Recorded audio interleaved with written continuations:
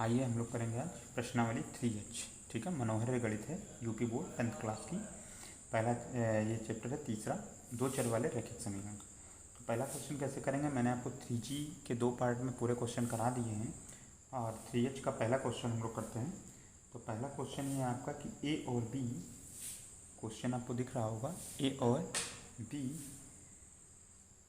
की मासिक आय का अनुपात 9:7 है और उनके मासिक व्यय का अनुपात 4:3 है।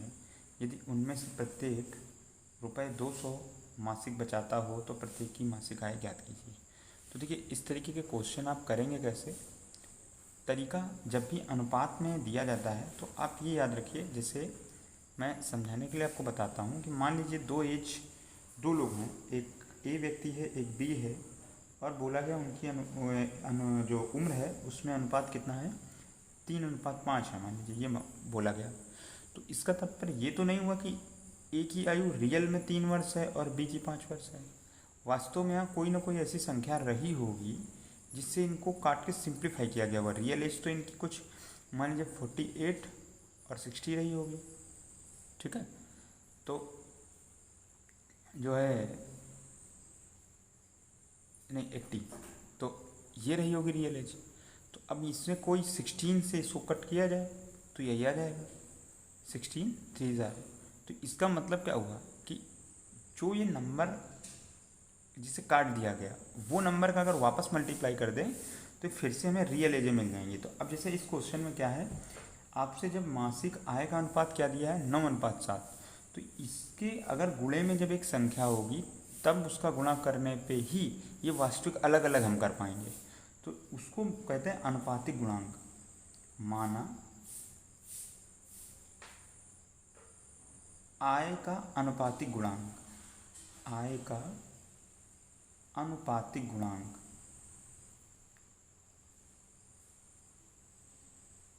x है, कितना, या बराबर करके अनुपातिक गुणांक बराबर x, चाहे इसे लिख देते हैं इस तरीके से। तो x है, इसलिए ए की मासिक आय कितनी हो जाएगी, ए की मासिक आय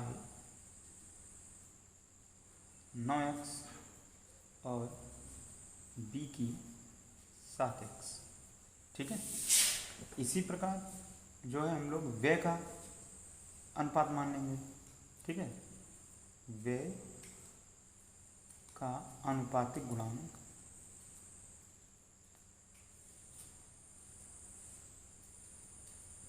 y।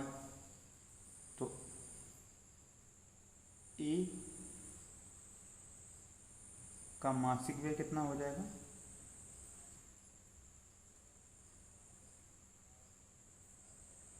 बराबर 4y और बी का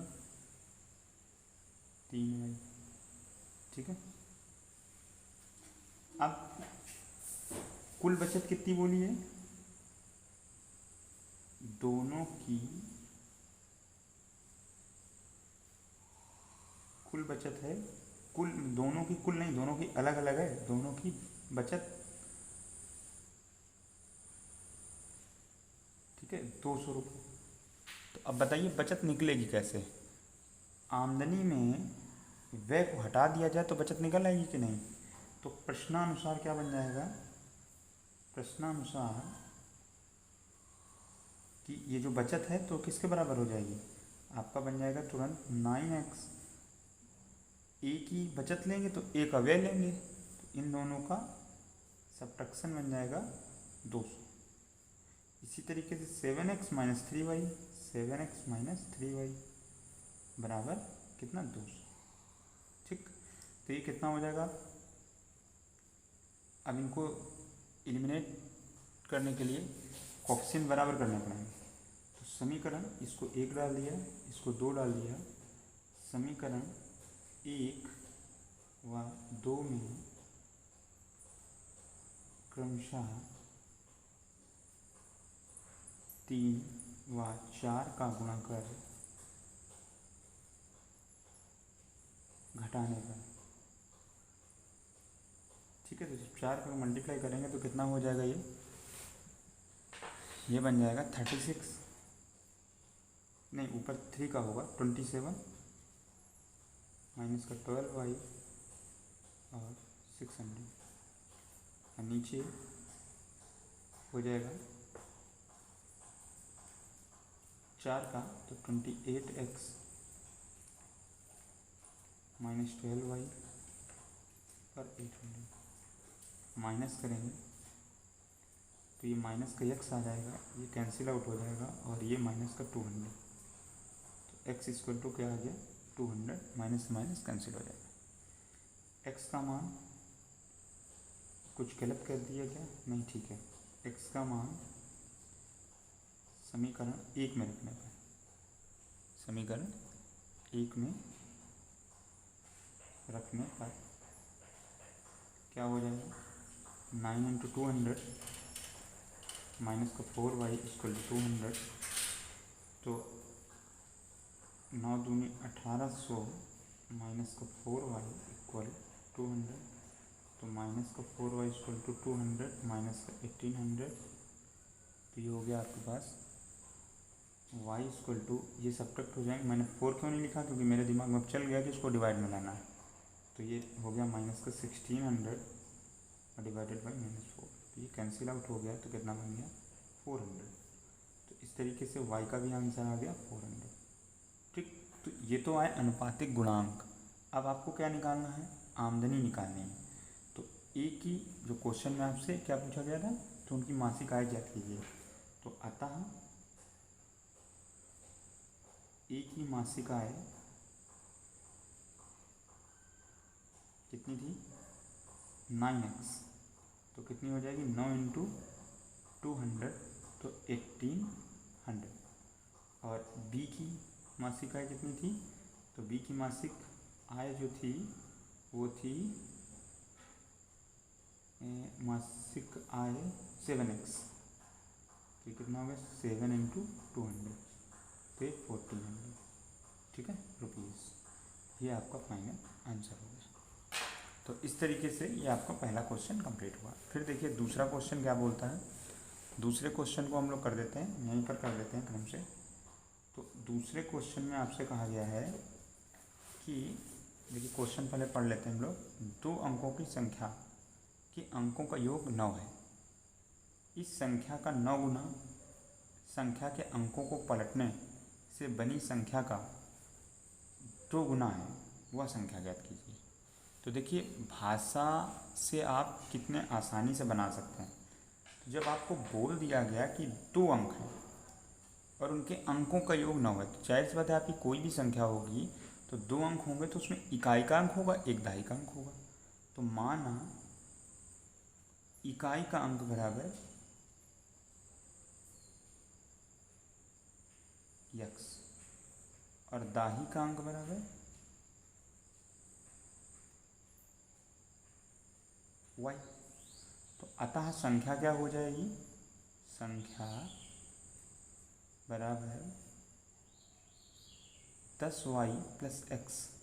ये बात नहीं समझ में आई होगी बहुत से बच्चों को। देखिए जैसे 32 लिखा हुआ है, इसको अगर हम ब्रेक करेंगे तो क्या करेंगे, क्या इसको हम 3 अलग 2 अलग लिख सकते हैं, प्लस ऐसे लिख देंगे तो क्या कभी 32 आ जाएगा, नहीं आएगा ना। तो ये तो फिर 5 ही होगा, तो ये तो रॉन्ग हो गया तुम्हारा। तो इसको लिखोगे क्या 30 प्लस 2 लिखोगे, और 30 में 3 इंटू 10 और प्लस का 2।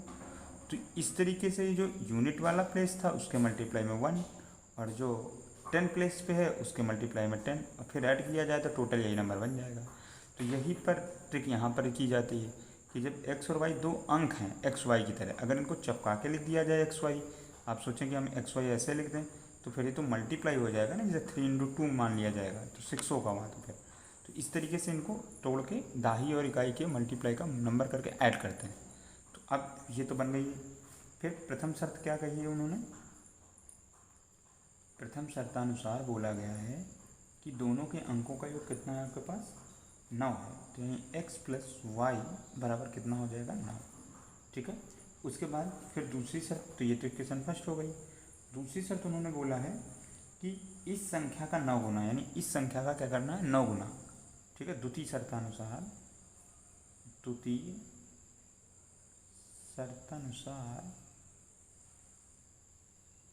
जब द्वितीय शर्त के अनुसार लगाएंगे तो क्या बोला कि इस संख्या का 9 गुना यानी 10y प्लस x का 9 गुना किसके बराबर है?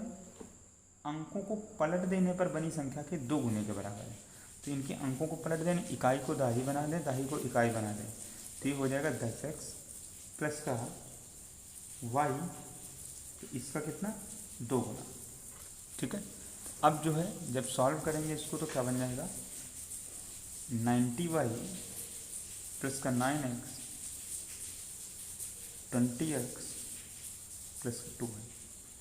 तो अब इसको पक्षांतर करिए तो क्या बन जाएगा ये है 9x माइनस का 20x प्लस का 90y माइनस का 2y। ठीक है, ये बनेगा इक्वल में क्या हो जाएगा 0। ये आ जाएगा माइनस का 11x और ये 2 सब्ट्रैक्ट हो गए तो बन गया कितना आपके पास प्लस का 88y इक्वल टू 0। ठीक है, तो देखिए अब यहाँ इस क्वेश्चन को सॉल्व करने के 2 मेथड हैं, एक है एलिमिनेशन मेथड और एक है आपका सब्स्टिट्यूशन मेथड। क्योंकि इक्वल में 0 है तो हम यहाँ से x या y की, देखिए 11 से तो डिवाइड हो रहा है, तो अगर हम यहाँ से x की वैल्यू निकाल लें या y की वैल्यू निकाल लें ऊपर रख दें तो जल्दी हो जाएगा। इसमें एलिमिनेशन भी कर सकते हैं, 11 से डिवाइड कर दें, दोनों अच्छे हैं आपके लिए, आपको जो अच्छा लगे वो करिए। तो देखिए पहले तो 11 से इसमें डिवाइड कर दीजिए। ठीक है, जब 11 से हम लोग इसमें डिवाइड कर देंगे तो क्या लाइन बन जाएगी हमारे पास, ठीक है 11 से भाग देने पर, 11 से भाग देने पर, तो जब दे देंगे तो सिर्फ माइनस एक्स बचेगा, 11 कट जाएगा, प्लस 11 88 हो जाएगा, y हो जाएगा इक्वल टू 0। ये क्वेश्चन सेकेंड हो गई। अब दोनों समीकरणों को क्या करना है, x प्लस वाई बराबर 9 लिखा हुआ है और ये minus x plus 8y equal 0 लिखा हुआ है, तो इनको सीधे जोड़ना है आपको।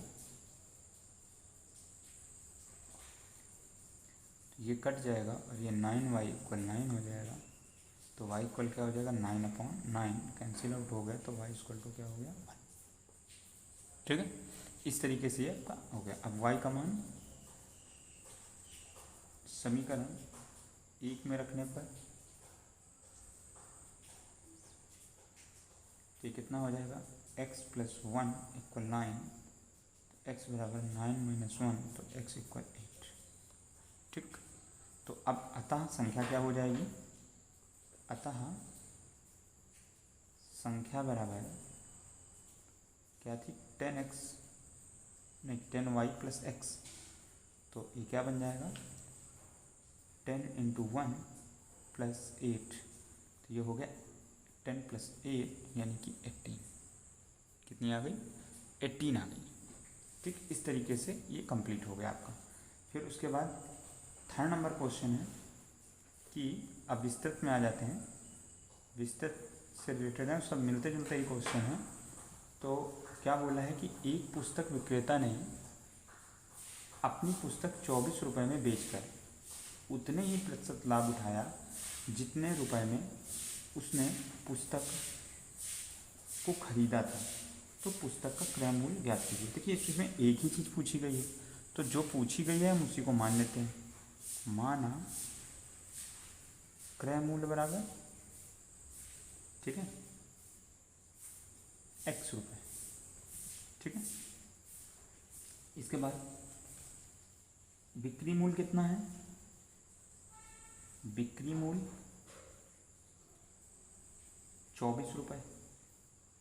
ठीक, ये रुपए का सिंबल बना दीजिए, कंफ्यूज ना हो, दो चाहे आप पीछे रुपए लिख दीजिए। और इसके बाद फिर बोला है उतने ही प्रतिशत का लाभ उठाया है जितने की खरीदी थी, तो यानी लाभ प्रतिशत कितना हो गया, लाभ प्रतिशत बराबर जितने की खरीदी थी, तो x की खरीदी है तो लाभ का प्रतिशत भी कितना है x प्रतिशत। ठीक है, तो फिर लाभ कितना हुआ होगा उसको, तो लाभ के लिए अब दो वेरिएबल में आप करना चाहो तो ये मान सकते हो कि लाभ उसको y रुपये हुआ है। ठीक है, तो माना कुल लाभ बराबर क्या मान लिया कि y है, तो पहले लाभ निकाल लेते हैं हम लोग। अतः या प्रथम शर्तानुसार लिख दें, लाभ कितना हो जाएगा उसके पास, लाभ y बराबर कितना हो जाएगा x का x% निकालेंगे अपॉन 100, तो ये हो गया x² बाई 100। ठीक, इसके बाद अब हम लोग एक सूत्र ये जानते हैं कि जो बिक्री मूल्य होता है वो किसके बराबर होता है? बिक्री मूल्य बराबर क्रय मूल्य और प्लस लाभ। तो यानी बिक्री मूल्य तो आपके पास 24 रुपये, क्रय मूल्य आपके पास x है और लाभ आपके पास y है। तो ये एक समीकरण ये बना दी, एक समीकरण ये बना दी। तो अब ये y का मान उठा के इसमें रख देंगे, ठीक है। y का मान रख देंगे तो क्या बन जाएगी? देखिए इस लाइन को हम पलट के लिख रहे हैं ताकि हमें प्रॉब्लम ना हो। पहले एक्स वाई को लिख देते हैं, तो ये क्या हो जाएगा? x plus y equal to 24, y की वैल्यू रख देंगे तो कितनी? X square by 100। तो ये हो जाएगा कितना आपके पास? x plus x square by 100 और इक्वल टू 24। ठीक, अब ये तो एक क्वाड्रेटिक इक्वेशन बन गई यानी द्विघात समीकरण। तो आपको इसी से हल करना पड़ेगा। तो इसका एलसीएम सॉल्व होगा तो ये कितना बन जाएगा आपके पास?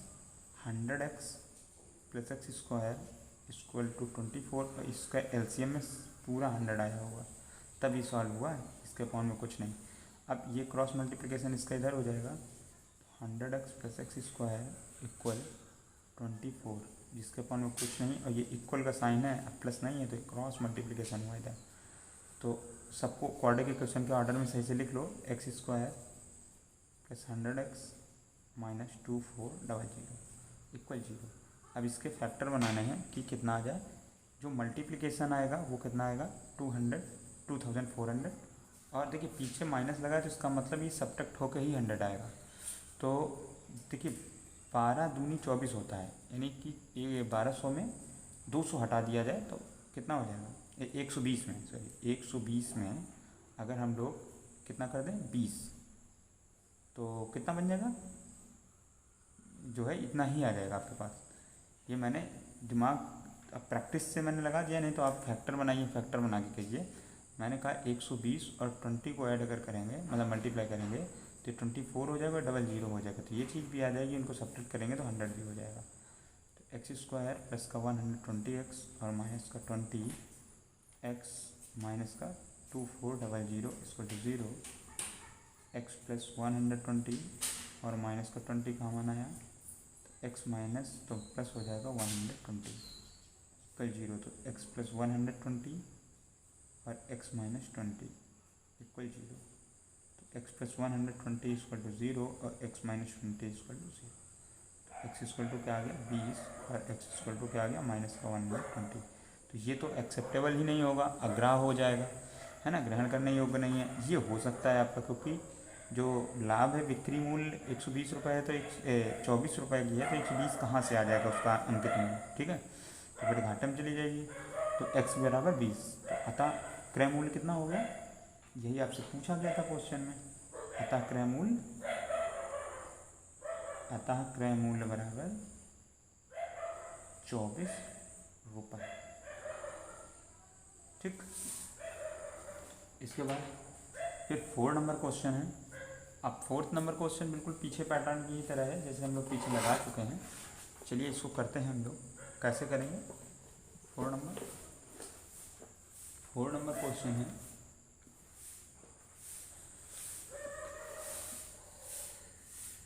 कि 4 नंबर में बोला है 5 पेंसिल 7 कलमों का कुल मूल्य ₹50 है, जबकि 7 पेंसिल तथा 5 कलमों का कुल मूल्य 46 रुपये है। एक पेंसिल का मूल्य तथा एक कलम का मूल्य ज्ञात कीजिए। तो आप इसमें क्या मानेंगे? सबसे पहले माना एक पेंसिल का मूल्य बराबर x और एक कलम का मूल्य बराबर y। ठीक है, तो अब आपसे बोला गया 5 और 7 कलमों का मूल्य 50 रुपये कुल, तो दोनों का मिला के आपका क्या है? जो है 5 रुपये है, 50 रुपये। तो पहले सिर्फ एक पेंसिल का जब x है तो 5 पेंसिल का रेट कितना हो जाएगा? 5 पेंसिल का मूल्य बराबर कितना होगा? 5x और 7 कलम का 7y। तो प्रथम शर्तानुसार क्या हो गया? इन दोनों का जोड़ जो होगा वो कितना होगा, कुल 50 के बराबर हो जाएगा। ये समीकरण देखो। फिर उसके बाद दूसरा है 7 पेंसिल का, तो ये अलग से इसी तरीके से फिर से आप लिख सकते हो कि 7 पेंसिल का मूल्य बराबर 7x और 5 कलमों का मूल्य बराबर 5y। तो द्वितीय शर्तानुसार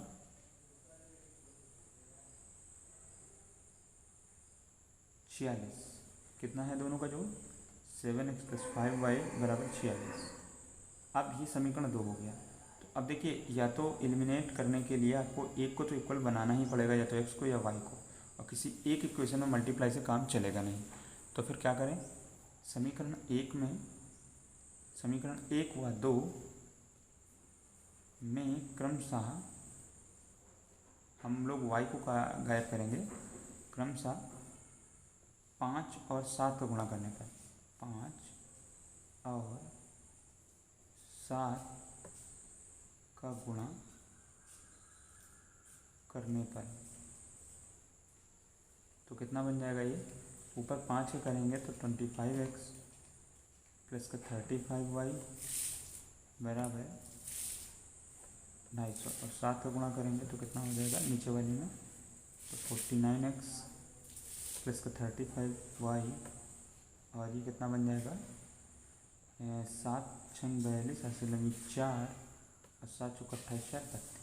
फिर क्या करें, सब्ट्रैक्ट कर दें तो ये कैंसिल आउट हो गया, और 49 में 25 जाएंगे तो ये कितना बच जाएगा 4 और 2 24x, वो भी माइनस का, और ये भी सब्ट्रैक्ट होगा तो कितना बच जाएगा 2, और 12 में से 5 गए तो 7, वो भी माइनस का। तो x = क्या बन जाएगा, माइनस का 72 अपॉन माइनस का 2 4। तो ये कैंसिल आउट होगा तो 3 बार चला जाएगा, 3 चौको 12, 3 दूनी 6 7, तो ये 3 बार भाग चला जाएगा, तो x बराबर क्या आ गया 3। ठीक है, 3 रुपये। और x का मान समीकरण 1 में रखने पर तो ये हो जाएगा 5 × 3 प्लस का 7 y = 50, तो कितना हो जाएगा 15 + 7y = 50, तो 7y = 50 माइनस 15, तो 7y = 35, और कितना हो जाएगा आज गया 45 इसमें, हाँ y = 35/7, 7 5 35। ठीक है, तो इस तरीके से क्या आप आंसर लिखेंगे जो ऊपर लैंग्वेज में होगा कि अतः एक पेंसिल का, ये यहाँ नहीं लिखना, आपको फिर से नीचे लिखना है, याद रखिएगा आंसर के लास्ट में आपको ब्लैक पेन से। ठीक है, तो यहाँ पर क्या बन जाएगा, ये हो जाएगा एक पेंसिल का मूल्य कितना आया 3 रुपये, और एक कलम का मूल्य कितना आया 5 रुपये। ठीक है, ये मैंने यहाँ पर लिख दिया है ताकि समय बच जाए। और इसके बाद फिर 5वां क्वेश्चन क्या क्या कहता है, 5वां करेंगे हम लोग। तो 5वें में बोला गया है आपसे, एक व्यक्ति कुछ मासिक वेतन पर नौकरी शुरू करता है और प्रत्येक उसके वेतन में एक नियत वृद्धि होती है। नौकरी के 4 वर्ष बाद उसका वेतन इतना है और 15 वर्ष बाद उसका वेतन इतना है, तो प्रारंभ और उसका नियत वेतन बताइए। तो माना प्रारंभिक वेतन बराबर x और नियत वृद्धि बराबर वो भी वेतन में y रुपए। ठीक है, तो अब प्रथम शर्तानुसार क्या बोला उन्होंने, प्रथम शर्तानुसार जो वेतन होगा वो क्या है 4 वर्ष बाद। तो 4 वर्ष बाद बताइए, अच्छा ये x रुपये तो उसका शुरुआती वेतन था, फिर हर साल नियत वृद्धि प्रति वर्ष कितनी है y रुपये, तो 4 साल में कितनी हो जाएगी 4y। तो उस समय उसको 4 साल बाद वेतन कितना मिल रहा था 2200 रुपये, ये क्वेश्चन फर्स्ट हो गई। फिर 15 वर्ष बाद उसको कितना मिला, तो द्वितीय शर्तानुसार 15 वर्ष तो x तो फिक्स है ही उसका, और 15 साल बाद उसका बढ़ते बढ़ते 15y और उसमें ऐड हो गया होगा। तो अब कितना मिलने लगा उसको 2750। ये हो गई समीकरण 2। तो अब इसमें देखिए x को एलिमिनेट कर दें, और ये देखिए ये नीचे वाली क्वेश्चन बड़ी है, तो समीकरण 2 में 1 को घटाने पर, समीकरण 2 में 1 को घटाने पर, तो जब घटा देंगे तो क्या बन जाएगा, x + 15y = 2750 और x + 4y = 2200। तो ये माइनस और ये माइनस, तो ये कैंसिल आउट हो गया, तो ये हो गया 11y और ये 0 5 5। तो y इक्वल क्या आ जाएगा, 550/11, तो 11 5 सा 55 और 0 की 0, ये 0 वाला, तो y = क्या आ गया 50। ठीक है। इसके बाद अब y का मान किस में रख दें, समीकरण फर्स्ट में रख दें। तो जगह कम है तो इसलिए मैं इस तरह बगल में कर देता हूँ। y का मान समीकरण 1 में रखने पर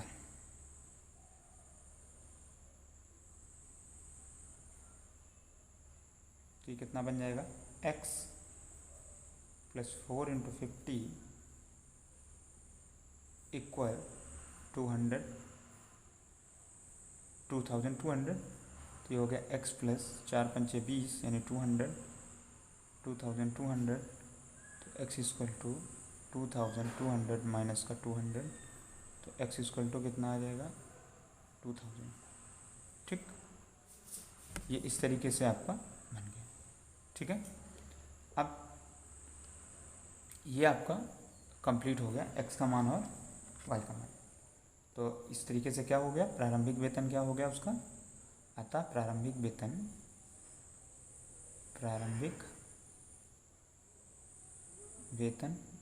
होता है, वेतन नहीं होता, वेतन बराबर कितना 2000 रुपये स्टार्टिंग में जब वो लगा था। अब नियत वृद्धि प्रतिवर्ष कितनी हो गई, 50 रुपये। कितनी हो गई, 50 रुपये। अब चाहे रुपए का आगे सिंबल बनाइए और चाहे पीछे RS लिखिए, वो एक ही बात है। इसके बाद 6 नंबर क्वेश्चन है आपका। 6 नंबर क्वेश्चन करते हैं प्रश्नावली का।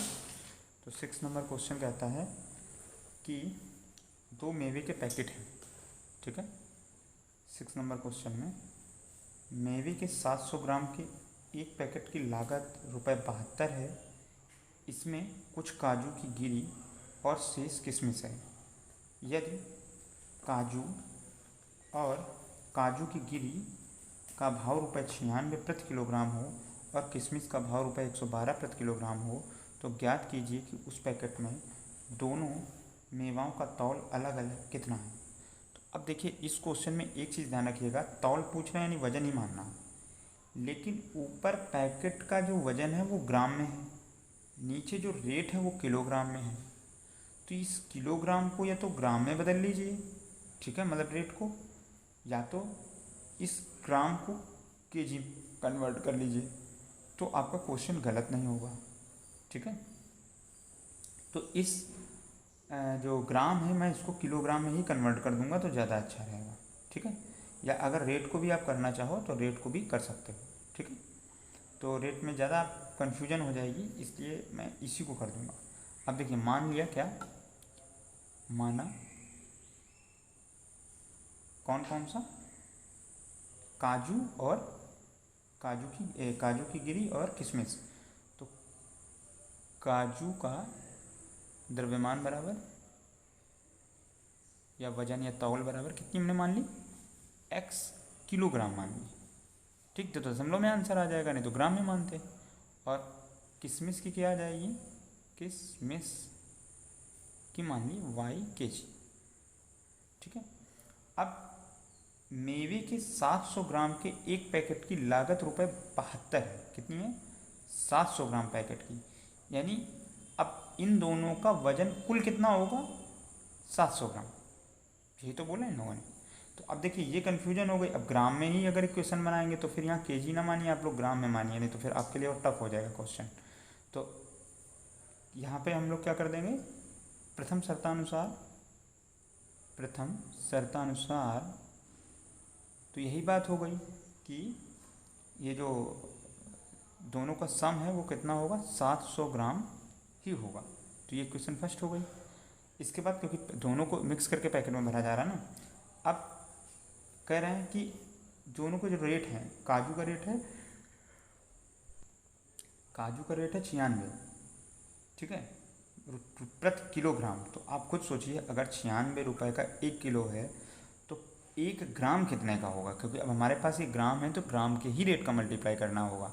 तो पहले लिख देते हैं 1000 ग्राम, ठीक है, 1 kg कहो या 1000 ग्राम। काजू कितने का है, काजू का मूल्य कितना दिया हुआ है आपको, ₹96। तो 1 ग्राम का क्या हो जाएगा, 96/1000, ठीक। इसी तरीके से अगर हम लोग किसका करेंगे, काजू पिस्ता किशमिश का करेंगे, तो 1 ग्राम किशमिश का मूल्य कितना हो जाएगा, 112/1000, ठीक। अब क्वेश्चन क्या करते हैं, द्वितीय शर्त के अनुसार, द्वितीय शर्तानुसार जो x ग्राम था, 1 ग्राम काजू का मूल्य इतना आ गया, तो x ग्राम का कितना होगा, x का इसमें गुणा हो जाएगा। तो 96/1000 इंटू x प्लस किशमिश कितना है, y kg, तो ये कितना हो जाएगा 112/1000 और इंटू y इक्वल कितना हो गया, इन दोनों का सम कितना बोला उन्होंने, 72 रुपये से ज़्यादा नहीं है, ठीक है। तो ये कितना हो जाएगा 96x, एलसीएम आ गया 1000, या ऐसे बोलिए कि 1000 का पूरे में मल्टीप्लाई करा दिया। तो जब पूरे का मल्टीप्लाई कराएंगे तो ये 1000 कैंसिल, ये कैंसिल, और यहाँ पर क्या आ जाएगा, ये समय बचाने के लिए तरीके हैं। आप एलसीएम कायदे से जानते हैं, ऐसे एलसीएम सॉल्व करेंगे तो आप स्टेप बाय स्टेप भी कर सकते हैं, लेकिन समय बच रहा है, कैलकुलेशन से समझ में आ रही है तो बचाइए। अब इसका क्रॉस मल्टीप्लिकेशन होगा, तो 96x plus 112y equal to 72, आगे 3, ठीक। ये इक्वेशन सेकेंड हो गई। अब फर्स्ट और सेकेंड में एलिमिनेट करने के लिए आपको मिनिमम या तो 112 का ऊपर मल्टीप्लाई कीजिए या तो नीचे। अच्छा, इसमें अगर किसी डिजिट से डिवाइड हो रहा है तो इसको और सिंप्लीफाई कर दीजिए। तो देखिए क्या 16 से हो जाएगा, तो हो जाएगा 16 छक्का कितना होता है, 16 से भाग देने पर तो 6x प्लस 16 का भाग इसमें देंगे तो कितना टाइम चला जाएगा, 7 टाइम्स चला जाएगा, ठीक है। 16 का 7 टाइम्स 16, 7 ज़ार 112, तो ये कितना हो जाएगा 7y इक्वल टू, और इसमें जाएगा तो कितना बन जाएगा 16 का 16 दूनी 32, 16 48, 16 चौको 64, और 8 बच जाएगा तो 16 बचे 80 और 00, ठीक। तो इसको इक्वेशन सेकंड डालिए। तो अब सिंप्लीफाई कर दिया हम लोगों ने, तो अब जल्दी से एक छोटे डिजिट का मल्टीप्लाई करना पड़ेगा। तो समीकरण 1 में 7 का गुणा करने पर 7 का गुणा करने पर, तो जब 7 का करेंगे तो क्या हो जाएगा 7x प्लस 7y और 4900, और नीचे ये क्वेश्चन जो 6x प्लस 7y और 4500 लिखिए, क्या करेंगे माइनस कर देंगे, तो ये क्या होगा, यहाँ नहीं माइनस लिखा जाता, इस जगह लिखा जाता है, ठीक है, इस साइन के सामने। तो ये क्या हो गया, ये तो कैंसिल आउट हो गया, तो एक x और ये कितना हो गया 400, और x का मान समीकरण 2 में रखने पर, 1 में रख दीजिए, 1 में रखने पर, तो x प्लस 400 इक्वल 700, तो इक्वल टू 700 माइनस 400, तो x इक्वल टू क्या आ गया 300, ठीक। तो इस तरीके से जो भार आया, क्या क्या आया, काजू का भार, काजू की तौल बराबर 300 ग्राम, और किशमिश की तौल बराबर 400 ग्राम। मैंने कुछ गलत कर दिया क्या, ये सॉरी, x का आंसर निकला था, x था 400 ग्राम और वाई आया 300 ग्राम। यहाँ उल्टा रख दिया मैंने, ये वाई है, ठीक है, ये वाई का आंसर निकला। एक्स प्लस वाई है तो आगे पीछे मैंने कर दिया। चलिए इसके बाद 7 नंबर क्वेश्चन करते हैं। क्या 7 नंबर क्वेश्चन कह रहा है,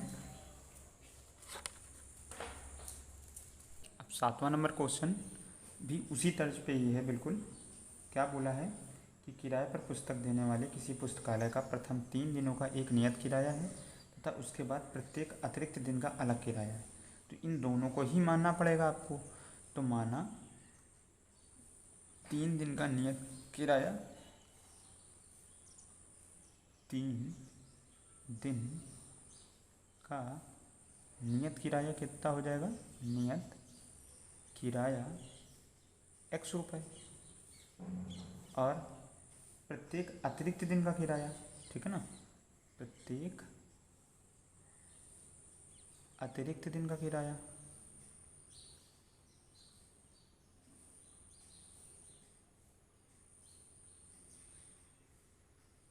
y रुपये। तो अब उसने कहा सरिता ने 7 दिनों तक पुस्तक रखी तो उसे 27 रुपये अदा करने पड़े। तो प्रथम शर्तानुसार क्या हो जाएगा, प्रथम शर्तानुसार कि जब 7 दिन की पुस्तक ली तो 3 दिन का तो नियत किराया हो गया x, और 3 दिन के बाद बचे कितने 7 में से 4, तो 4y, ठीक है ना। और इसके बाद ये कुल रुपए कितना बन जाएगा उसका, 27 रुपये। ये क्वेश्चन फर्स्ट हो गई। फिर द्वितीय शर्त में क्या कहा, वही किताब 5 दिन रखा उन्होंने, तो कितना बन गया 5, जबकि यही है उसी किताब ने एक मतलब सूसी ने एक पुस्तक 5 दिनों तक रखी तो 21 रुपये अदा करने पड़े। तो 5 दिन रखी तो 3 दिन का तो एक्स किराया हो ही गया, प्लस बचे कितने 2 दिन, तो 2y इक्वल टू कितना 21 रुपये दिए। तो ये वही समीकरण 2। तो अब इन दोनों को क्या करें, x तो समान है ही तो दोनों को सब्ट्रैक्ट कर दें तो घटाने पर आ जाएगा। तो समीकरण 1 में 2 को घटा दें तो x प्लस 4y बराबर 27 और x प्लस का 2y बराबर 21, माइनस माइनस माइनस, तो ये क्या हो गया, ये कट गया, तो कितना हो गया 2y बराबर 6, ठीक। तो y बराबर कितना हो जाएगा आपके पास 3, y बराबर 6/3, 6/2, तो कितना आ जाएगा 3, ठीक है। इसके बाद y का मान उठाकर समीकरण 1 में रख देंगे। y का मान समीकरण 1 में रखने पर, तो जब 1 में रख देंगे तो क्या बन जाएगा, x प्लस कितना था आपके पास 4y इक्वल टू 27, तो x प्लस 4 इंटू 3 इक्वल 27, तो x प्लस 12 इक्वल 27, तो x इक्वल टू 27 माइनस का 12, तो x इक्वल टू 5 और 115, ठीक है। तो इस तरह से निर्धारित किराया 15 रुपये हो गया, और निर्धारित किराया कितना हो गया 15 रुपये। तो ये लिख दीजिएगा लास्ट में, अतः निर्धारित 3 दिन का किराया का शुल्क या किराया, जो लैंग्वेज बोली जाए उसी में लिखें, 15 रुपये प्रतिदिन का शुल्क बराबर कितना निकला था 3 रुपये। इस प्रकार आपका ये कंप्लीट हुआ। फिर आइए हम लोग 8वां क्वेश्चन करते हैं। 8वां क्वेश्चन क्या कह रहा है कि कुछ धन किसानों के बीच बराबर बांटा जाना है। यदि 2 किसान कम होते हैं तो प्रत्येक को ₹50 अधिक मिलते हैं। यदि किसानों की संख्या 2 अधिक हो तो प्रत्येक किसान को ₹30 कम मिलते हैं। कुल धनराशि और किसानों की संख्या ज्ञात कीजिए। तो क्या मानेंगे, माना कुल धनराशि, और तो जिस क्रम में बोले आप उसी क्रम में मानिए। माना कुल धनराशि कितनी हो गई, कुल धनराशि बराबर x और कुल किसान बराबर y।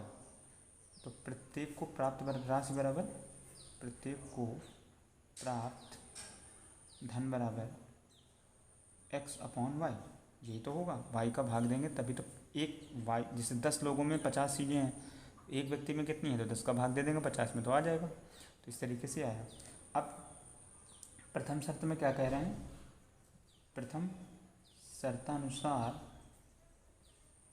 ठीक, कि अगर किसान कितने कम हो जाए, 2 किसान कम हो जाए, तो अच्छा जब 2 किसान कम हो जाएंगे तो प्रत्येक को कितने रुपए मिलेंगे, तो x अपॉन वाई माइनस 2 रुपये ही तो मिलेंगे। जब y लोग थे तो एक को प्राप्त भाग दे दिया था। अब अगर 2 किसान कम होंगे तो यानी y माइनस 2 बचे होंगे, तो प्रत्येक को कितना रुपये मिला हुआ, x अपॉन वाई माइनस 2। और तो उस कंडीशन में प्रत्येक को यानी x अपॉन वाई जो लिखा हुआ है तो 50, ये पहले वाले का मिलता था तो बोला है 50 अधिक मिल जाते हैं। तो यानी ये जो जो भी रुपया था पहले और ये है, तो ये 50 ज़्यादा है, तो यानी इसमें 50 आपको ऐड करना पड़ेगा। ठीक, इसका ट्रांसपोज कर लीजिए तो कितना आ जाएगा, x अपॉन वाई माइनस 2 और माइनस का x upon y equal to 50। अब इसकी एलसीएम सॉल्व करेंगे तो मल्टीप्लाई में एक्स वाई बन जाएगा। तो एक्स वाई हमारा मल्टीप्लाई में नहीं बनना चाहिए, या तो पूरा एक्स कट जाए या वाई। तो एक काम करते हैं, इसको सरल करने के लिए एक्स कॉमन लेके इधर डिवाइड में भेज देते हैं, तो एक्स का टर्म अलग हो जाएगा, वाई का अलग हो जाएगा, फिर एक्स को एलिमिनेट कर देंगे। तो वाई वाई के टर्म में एक, जब भी कॉम्प्लेक्स बनता है तो क्वाड्रेटिक इक्वेशन जरूर बनती है, यानी द्विघात समीकरण। तो ये एक्स कॉमन हो जाएगा, तो ये 1 अपॉन वाई माइनस 2 माइनस का 1 अपॉन वाई इक्वल 50। तो ये कितना हो जाएगा, 1 upon y minus 2 1 upon y equal to 50 upon x. ठीक, ये समीकरण फर्स्ट हो गई। इसके बाद क्या करेंगे, द्वितीय शर्तानुसार, द्वितीय शर्तानुसार, द्वितीय शर्त के अनुसार क्या करेंगे हम लोग कि द्वितीय में बोला अगर 2 ज़्यादा हो जाए, 2 ज़्यादा हो जाते हैं तो 30 रुपये कम मिलते हैं। तो इसको 30 कम मिले ना, तो यानी इसमें या तो 30 इसमें ऐड करें या तो 30 इसमें सब्ट्रैक्ट करें। तो इसमें माइनस का 30 कर दें, ठीक है, क्योंकि ये 30 ज़्यादा हो गए पहले वाले, क्योंकि अब नए वाले को कम मिल रहा है ना, प्रत्येक को नया वाला जो अमाउंट है वो 30 रुपये कम है, तो इसलिए 30 इसमें क्या कर देंगे, या तो इसमें ऐड करें तब बराबर कर पाएंगे नए पुराने को, या तो इसमें 30 सब्ट्रैक्ट कर दें। तो ये ट्रांसपोज होकर इधर क्या बन गया आपके पास, x upon y plus 2 minus का x upon y equal minus का 30। तो इसमें भी x कॉमन लेके नीचे कर देंगे तो 1 अपॉन वाई प्लस 2 और माइनस का 1 अपॉन वाई इक्वल माइनस का 30 अपॉन कितना हो गया x। ठीक है, ये हो गई समीकरण 2।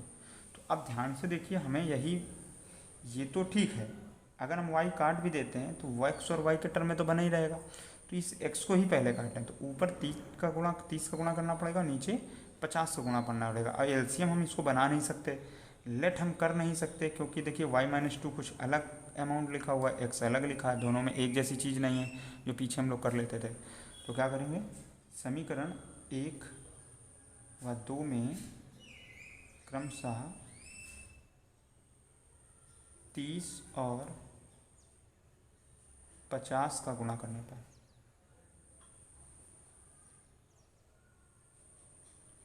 30 और 50 का, जब 30 का गुणा कर देंगे तो कितना हो जाएगा, 30 अपॉन वाई माइनस 2 माइनस का 30 अपॉन वाई और 150 अपॉन एक्स। ये हो गई समीकरण 1। और फिर दूसरी वाली हो गई 1 अपॉन 1 नहीं, अब यहाँ पर 50 का गुणा किया है तो 50 अपॉन वाई प्लस 2 माइनस का 50 अपॉन वाई और बराबर माइनस का 150, कुछ गलत कर दिया मैंने, ऊपर जब गुणा होगा 30 का तो ये कितना बन जाए, ऊपर हमने पहले वाली में किया था कितने का, 30 का, तो ये 1500 होगा, ठीक है ना।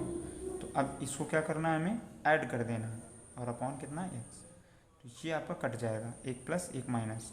और जब ये ऐड करेंगे तो देखिए ये कितना बन जाएगा हम लोगों के पास, क्योंकि यहाँ पर तो साइन सेम ही है तो, और लेकिन नीचे अलग है, तो ये कुछ इस तरीके से लिखेंगे 30 अपॉन वाई माइनस 2 प्लस का 50 अपॉन वाई प्लस 2 और माइनस का 30 अपॉन वाई और माइनस का 50 अपॉन वाई इक्वल 0।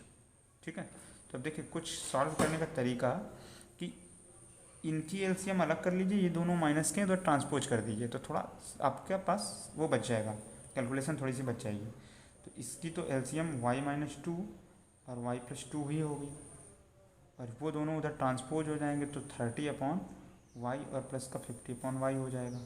इसमें एलसीएम जब सॉल्व की तो ये ब्रैकेट कट गया, इसका मल्टीप्लाई हो जाएगा तो 30y प्लस का 60, और जब इसका इसमें मल्टीप्लाई हुआ तो 50y और माइनस का 100।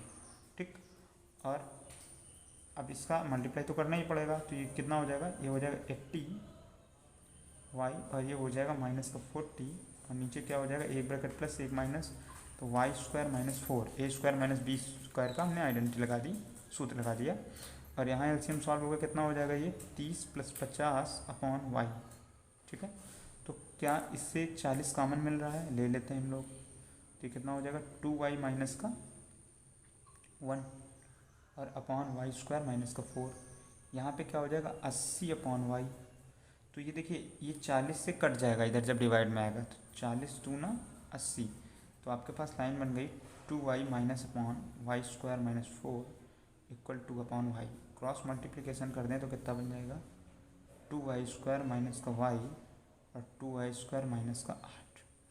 तो अब इसको जब सॉल्व करेंगे तो क्या बन जाएगा, देखिए 2y स्क्वायर इधर भी 2y स्क्वायर इधर भी, तो कैंसिल हो गया, तो ये सिर्फ माइनस का y इक्वल टू माइनस का 8 आ गया, तो y इक्वल टू क्या आ गया 8। y इक्वल टू कितना बन गया 8। अब ये y का मान उठाकर किसी भी समीकरण में रख देंगे तो x आ जाएगा। ठीक है, y का मान समीकरण 1 में रखने पर, तो जब रखेंगे तो कितना बन जाएगा 1/, देखिए इधर जगह नहीं तो मैं इधर बगल में लिख देता हूँ, इस तरफ कर देता हूँ। ठीक है, तो यहाँ पर इस वाली में जब रखेंगे क्वेश्चन फर्स्ट में, तो क्या बन जाएगा 1/8 - 2 - 1/8 इक्वल 50/x। तो ये सॉल्व होकर कितना बन जाएगा 1/6 1/8 इक्वल 50/x। एलसीएम 48, तो 8 - 6 50/x, तो ये कितना आ गया 2/48 इक्वल 50/x। ये काट दिया 2 1 2 2 2 4, तो 1/24 इक्वल 50/x। क्रॉस मल्टीप्लिकेशन हो गया तो x इक्वल टू 50 × 24, तो ये कितना आ जाएगा 0 20 और 12, यानी 1200 आ जाएगा। ठीक है, 5 को 20 और हाथ से लगे 2 5 12, ठीक है, इतने रुपीस। तो ये इस तरीके से, यानी कुल धन कितना हो गया आपके पास, ये आ गया, और कितने थे किसान 8 थे, तो ये दोनों आपके आंसर हो गए। आखिरी में आप लिखना ना भूलें, वीडियो लंबा हो रहा है इसलिए मैं नेक्स्ट क्वेश्चन करता हूँ 8वें के बाद 9 नंबर क्वेश्चन क्या है कि एक व्यक्ति ने कुल 75,000 की पूंजी लगाई। कितने की लगाई, एक व्यक्ति ने कुल कितने की पूंजी लगाई है 75,000 की पूंजी लगाई है। इसका 1/12% वार्षिक ब्याज की दर पर और शेष 10% वार्षिक ब्याज की दर पर लगाया है। यदि उसे कुल वार्षिक ब्याज इतने रुपए मिला हो तो ज्ञात कीजिए कि प्रत्येक दर पर उसने कितना धन लगाया। ठीक है, तो मान लिया पहला भाग कितना है, माना पहला भाग बराबर x रुपये और दूसरा भाग बराबर y रुपये। ठीक है, अब व्यापारी ने क्या कहा, मतलब कुल प्रथम में अगर शर्त लगाएं तो क्या है, प्रथम शर्तानुसार दोनों किस रकम के टुकड़े किए गए हैं, तो इन्हीं दोनों के कितने किए गए 7500 के, तो इन दोनों का जोड़ कितना हो जाएगा 75,000। ठीक है, 75,000 रुपये। ये क्वेश्चन फर्स्ट हो गई। फिर बोला है कि एक भाग पर ब्याज कितना मिला है, पहले भाग पर ब्याज की दर कितनी है 12%, तो ब्याज कितना हो जाएगा x × 12/100। ठीक, दूसरे भाग पर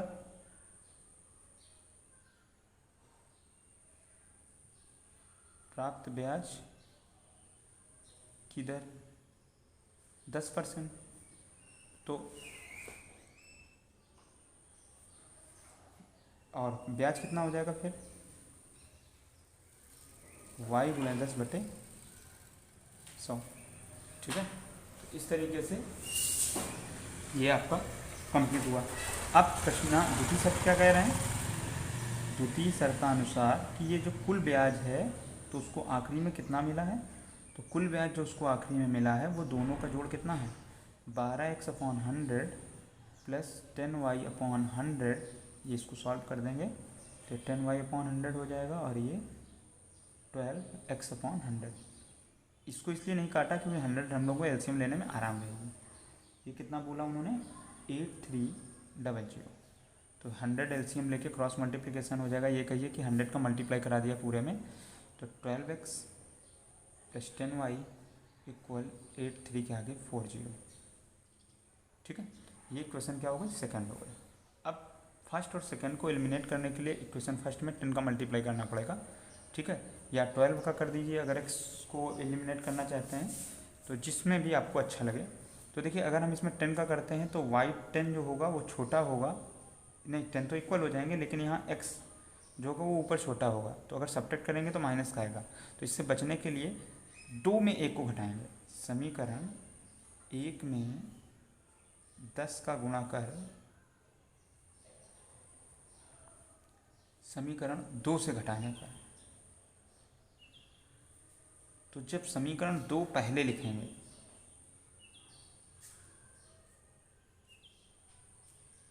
ठीक, और इसमें 10 का गुणा कर देंगे तो कितना हो जाएगा 10x प्लस का 10y और 7 5, 3 जीरो पहले से थे, 1 जीरो और बढ़ जाएगा। सब्ट्रैक्ट करेंगे तो ये कैंसिल आउट हो जाएगा, जो 2x हो जाएगा और ये सब्ट्रैक्ट होकर 5 3 8। ठीक है, क्योंकि 13 में से 5 जाएंगी तो 8 और आगे 4 जीरो, यानी 80,000 बच जाएगा। तो 2 से भाग कर देंगे तो आधा हो जाएगा इसका,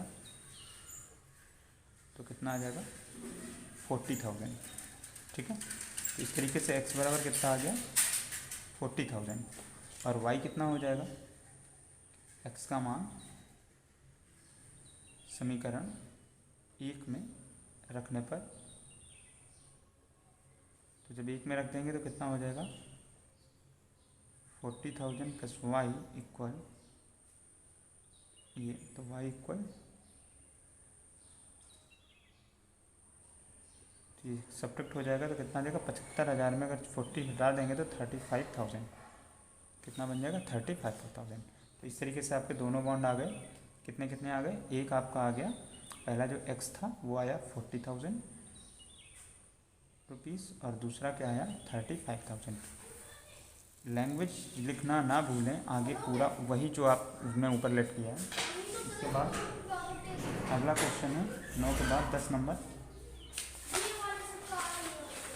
10 नंबर क्वेश्चन क्या है,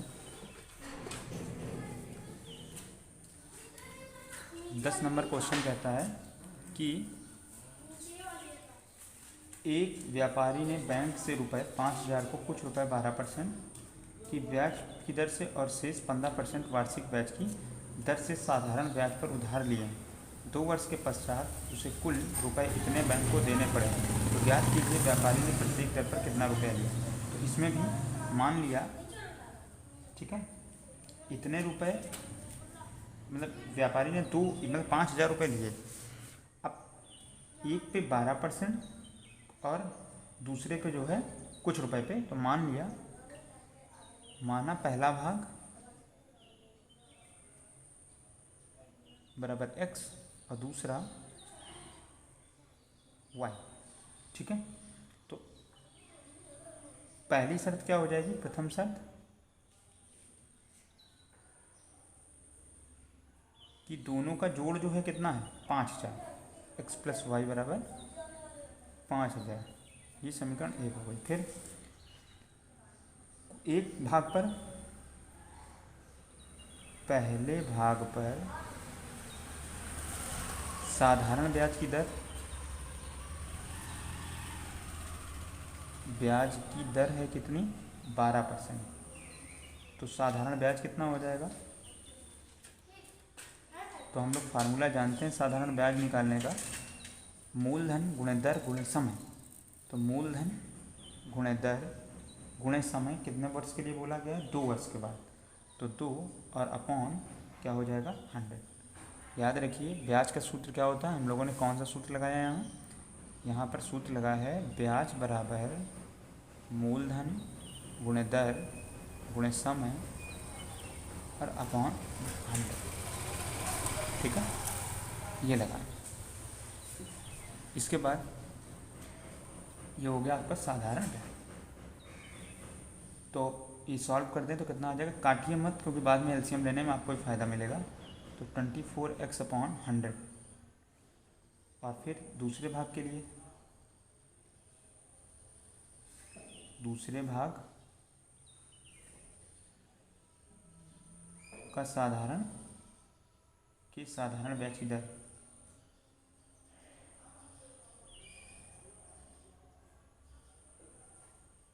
15%। तो ब्याज कितना हो जाएगा,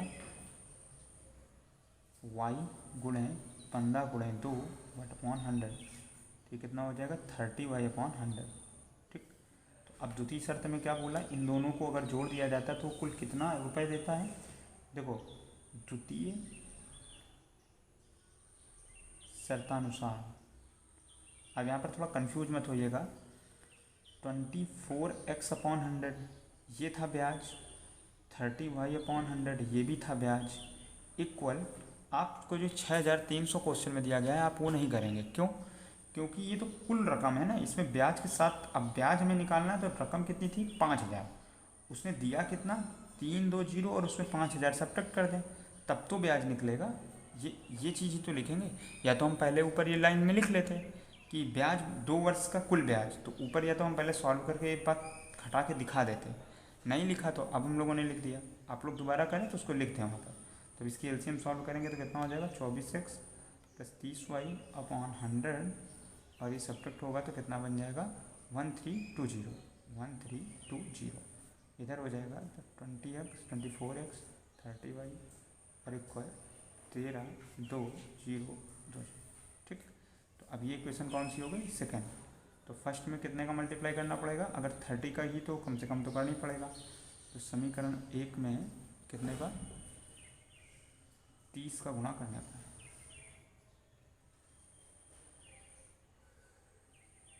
तो 30 का गुणा कर देंगे तो क्या बन जाएगा 30x प्लस का 30y बराबर 5315 और आगे 4 0 और कितना हो जाएगा 24x 30y बराबर 13 के आगे 3। तो ये सब्ट्रैक्ट करेंगे तो माइनस माइनस माइनस, ये कैंसिल आउट हो गया और ये हो गया 6x और ये कितना हो जाएगा 0 0 और 0 और 12 में से। देखिए एक चीज़ देखिए, आपके नंबर में कुछ गड़बड़ है हमारे हिसाब से। इसके आगे 3 0 हैं और मल्टीप्लाई जब हम लोगों ने किया है कितने का, इसमें किया है अभी 30 का, तो 5315 3 1 4 0 यहाँ पर भी हो जाएंगे। हाँ यहाँ पर 4 0 हो जाएंगे और यहाँ पर डिजिट 13 के आगे हाँ 4 डिजिट हैं, 3 ये तो 0 0 0 0 और फिर 2 और फिर उसके बाद 5 में से 3 गए, नहीं 10 में से 2 जाएंगे तो 8 बचेंगे, 4 में से तो 1800। तो x इक्वल टू 18,000/6, तो ये कितना आ गया 3000। ठीक है, x इक्वल टू क्या आ गया 3000। अब क्या करेंगे हम लोग, x का मान जो है समीकरण 1 में रख देंगे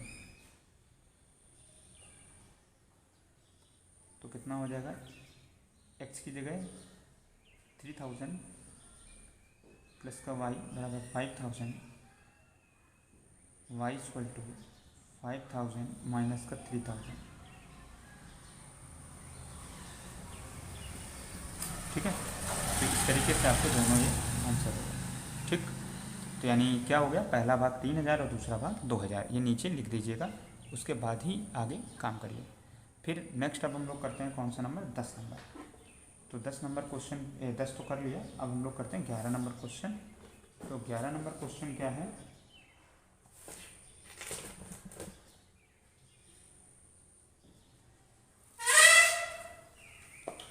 मीना रुपए 2000 निकालने के लिए बैंक गई, उसने खजांची से क्या किया, क्वेश्चन है आपका कि खजांची से रुपए 50 तथा 100 के नोट देने के लिए कहा। मीना ने कुल 25 नोट प्राप्त किए, ज्ञात कीजिए कि उसने रुपए 50 और 100 के कितने कितने नोट प्राप्त किए। तो यही हम लोगों ने मान लिया, माना रुपए 50 के नोटों की संख्या कितनी मान लेंगे यक्स और ₹100 के वाई। तो अब प्रथम शर्त में क्या हो गया, प्रथम शर्तानुसार उसने क्या कहा कि जो नोट है कुल कितने होने चाहिए 25। तो ये तो खैर द्वितीय शर्त है, पहले ऊपर वाली देखिए। तो कुल रुपए उसने कितने निकाले हैं 2000। तो इसका मतलब हो गया अगर 50 रुपये में एक्स का गुणा करें तो 50 रुपये से एक्स 50 जोड़ के कितने रुपए हो गए वो निकल आएगा। 100 में वाई का यानी उसके नोटों की गिनती कर दें तो 100 रुपये से मिला के कितने रुपए हैं आपके पास वो पता चल जाएगा। और दोनों का जोड़ तो 2000 ही रहेगा ना। तो यानी कि ये 50x और प्लस 100y इक्वल कितना हो जाएगा 2000। तो ये कितना बन गया 50 से देखिए इसमें डिवाइड जा रहा है तो कर दीजिए, सिंपल हो जाएगी थोड़ी सी। तो x प्लस 2y इक्वल एक जीरो कैंसिल हो गया तो यहाँ कितना हो जाएगा 40। ठीक, 50x करने के बाद अब ये हो गई क्वेश्चन 5। फिर द्वितीय शर्त में क्या बोला कि दोनों नोटों का जोड़ कितना नहीं होना चाहिए 24 ही है, 24 से ज़्यादा नहीं है ना कम है। तो ये हो गई क्वेश्चन सेकेंड। अब इसमें x ऑलरेडी बराबर है तो दोनों को क्या कर दें सब्ट्रैक्ट कर दें हम लोग। तो x प्लस 2y इक्वल 40 और x plus y equal 24 subtract करेंगे तो ये कट जाएगा और ये y इक्वल कितना हो जाएगा 36 नहीं 16 कितना हो जाएगा 16। ठीक है, तो यानी 16 नोट हो गए y यानी कि 100 रुपये। इसके बाद y का मान समीकरण किस में रख दें एक में रखने पर, समीकरण एक में एक या दो में रख दीजिए, दो में रखने पर तो कितना हो जाएगा x प्लस 16 इक्वल टू 24। तो x इक्वल टू 24 माइनस 16 तो x इक्वल टू कितना हो जाएगा 8। ठीक है, तो ये इस तरीके से आपके नोट निकल आए। ठीक है ना, 50 के नोटों की संख्या कितनी हो गई 8 और इसकी कितनी हो गई 60। ठीक है, तो ये इसको नई लाइन से फिर से नीचे से लास्ट में लिखिएगा आप लोग। इसके बाद फिर 12 नंबर करते हैं। 12 नंबर क्वेश्चन क्या है, एक छात्रावास के मासिक व्यय का एक भाग नियत है।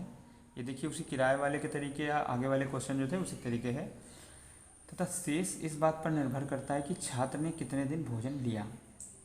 जब विद्यार्थी ए को 20 दिन भोजन करना था तो रुपए इतने छात्रावास के व्यय के लिए अदा करने पड़ते हैं और बी को इतने रुपए 26 दिन के लिए अदा करने पड़ते हैं। तो माना क्या हम लोगों ने इसमें यही माना कि जो मासिक व्यय का एक नियत भाग है, माना व्यय का नियत भाग, व्यय का नियत भाग बराबर कितना x और प्रतिदिन का खर्च,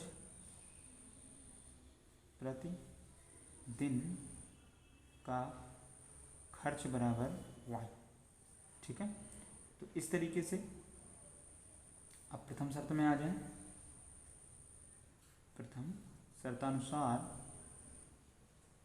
तो प्रथम शर्तानुसार के हिसाब से क्या बोला गया कि या जो a है a को 20 दिन का देना पड़ा, तो a का यानी फिक्स वाला चार्ज तो x है ही और 20 दिन के लिए 20y और हो जाएगा। ठीक, तो उसके लिए कुल कितना रुपया उसको देना पड़ा 1000। ये हो गई समीकरण 5। फिर उसके बाद 26 दिन एक दूसरा लगा रहा, तो द्वितीय शर्त के अनुसार क्या हो जाएगा, द्वितीय शर्तानुसार x तो फिक्स चार्ज तो है ही और 26 दिन का, और ये कितने रुपए उसको देने पड़े 1080 रुपये। ये हो गई समीकरण 2। तो x तो पहले से ही बराबर है समीकरण, और ये बड़ा है तो 2 में 1 को घटा दें, समीकरण 2 में 1 को घटा। ये जो लिख दिया मैंने, ये आप यहाँ पहले लिख सकते थे कि भाई व्यय का नियत भाग x है इतना इतना, तो 26 दिन का खर्च बराबर कितना हो जाएगा 26y। तो कुल खर्च कितना हो जाएगा x प्लस 26y। ऐसे करके आप 4 लाइनों में लिख सकते थे, फिर शर्त लगा सकते थे, लेकिन आपको डायरेक्ट समझ में आता आप करिए, कोई दिक्कत नहीं। समीकरण 2 में 1 को घटाने पर तो क्या हो जाएगा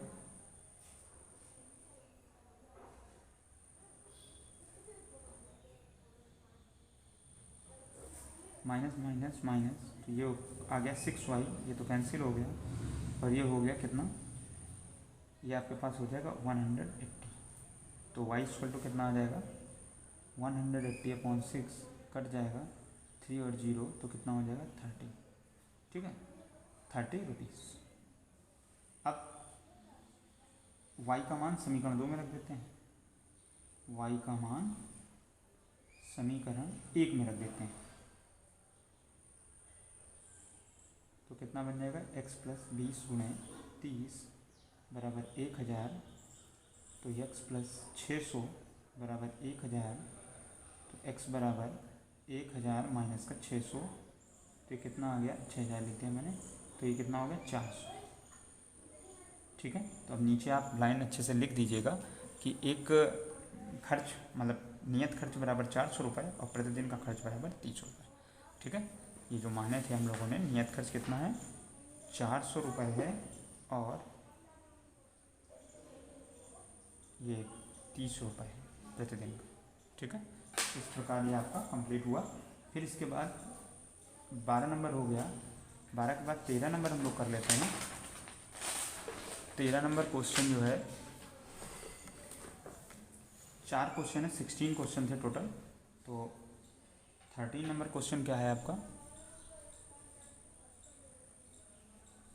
यश ने एक टेस्ट में 40 अंक अर्जित किए। जब उसे प्रत्येक सही उत्तर पर 3 अंक मिले तथा अशुद्ध उत्तर पर 1 अंक की कटौती की गई, तब उसे 40 अंक मिले हैं, ठीक है।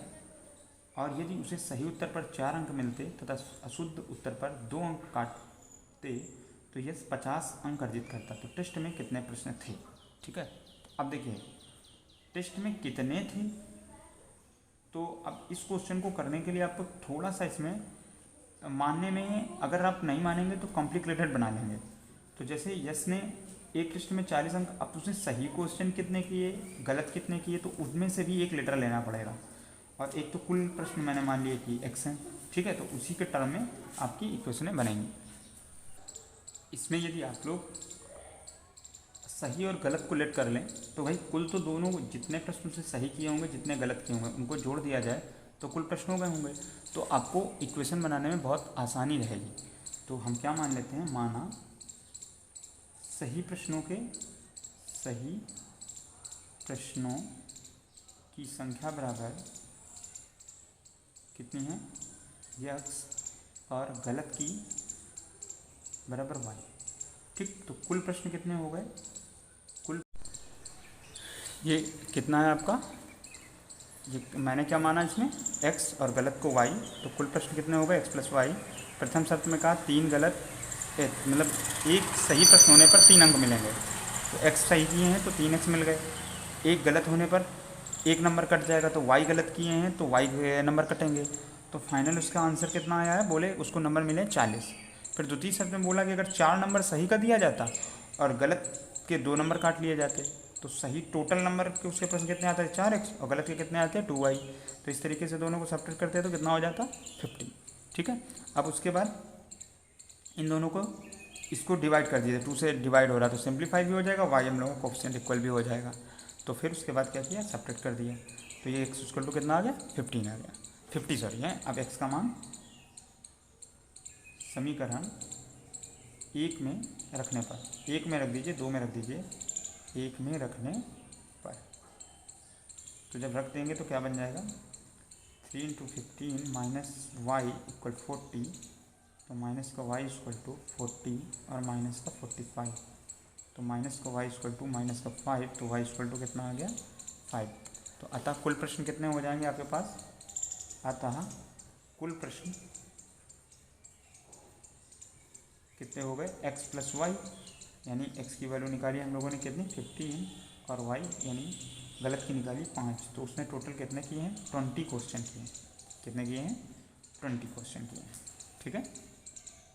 तो इस तरीके से आपका ये आंसर हुआ। आइए हम लोग 18 नंबर क्वेश्चन करते हैं। तो 18 में क्या बोला गया है आपसे कि सॉरी 18 में एकदम आ गया 14, ठीक है 14 में 18 याद आ गया। 14 में एक राजमार्ग पर 2 स्थान ए व बी हैं, 100 किलोमीटर की दूरी पर एक कार ए से दूरी बी तक एक ही समय चलना प्रारंभ करती है। यदि कारें भिन्न भिन्न चालों से एक ही दिशा में चलती हैं तो वे 5 घंटे पश्चात मिलती दोनों कारों की चाल बताइए।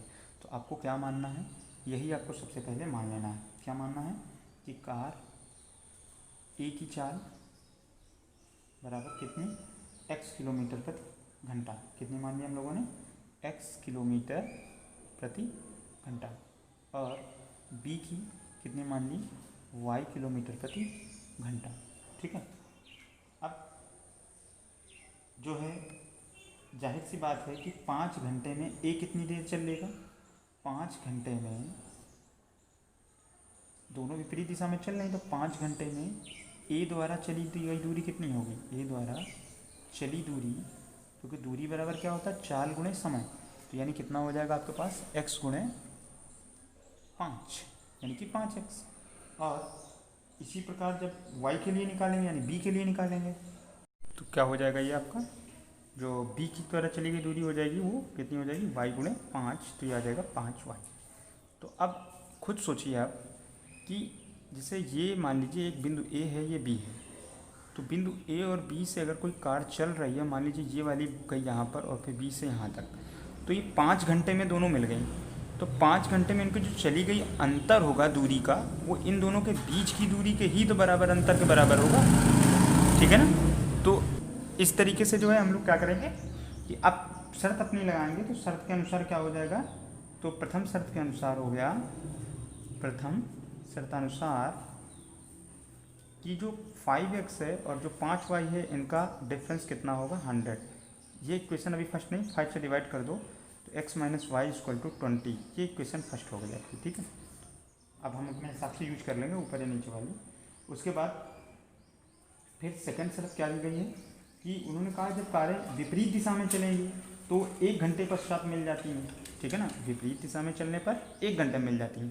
तो 1 घंटे में चली गई दूरी x होगी और 1 घंटे में चली गई दूरी y होगी। ठीक है ना, 1 घंटे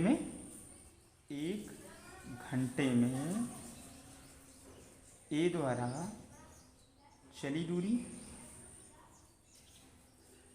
x और y, b द्वारा y। ठीक है।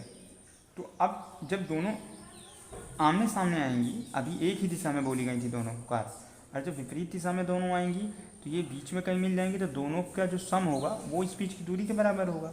तो द्वितीय शर्त के अनुसार क्या हो जाएगा, द्वितीय शर्तानुसार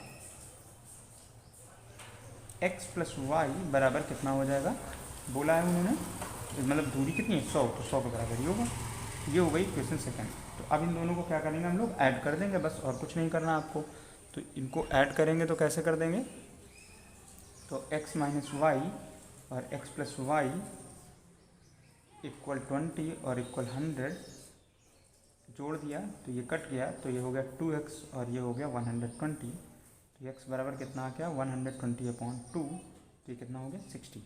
ठीक है। ये इस तरीके से अब x का मान समीकरण किस में रखने पर, 1 में रखने पर,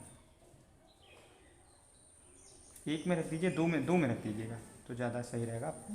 तो कितना हो गया यहाँ पर, x की जगह आपको रखना है 60 और प्लस वाई इक्वल टू 100, तो ये कितना हो गया y इक्वल 100 माइनस 60, तो ये हो गया 40। ठीक है।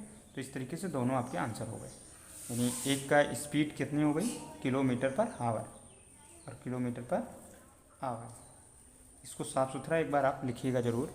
ठीक है। इसके बाद अगला नेक्स्ट करते हैं। आइए हम लोग 15 नंबर क्वेश्चन करेंगे।